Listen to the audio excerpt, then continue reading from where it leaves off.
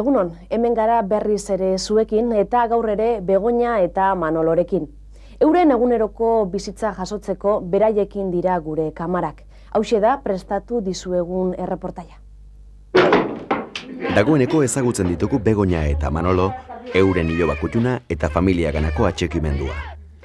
Ilobaren urtebetetzea ospatu dute eta dena primeran joan da, senitarteko bilera polita izan da. Giro ederrean egon direnez, tensioarekiko arazoak ahaztu eta bazkalostean kopatxoren bat ere hartu dute Manolo eta Begoñak.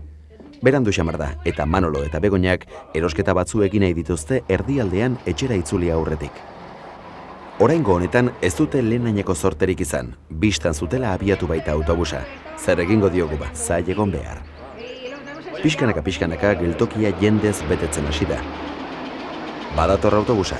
Manolo kezkatu eginda, euren atzean autobusaren zain zenbat jende bildu den ikusita.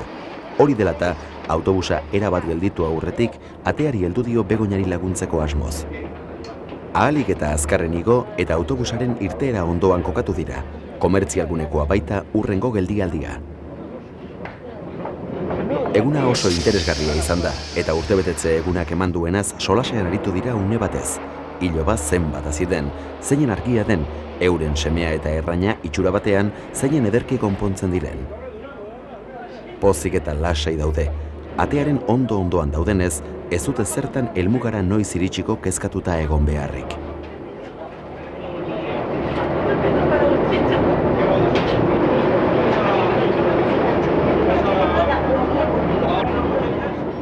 Autobusa gelditu da eta merkatalgunea azaldu da parez pare.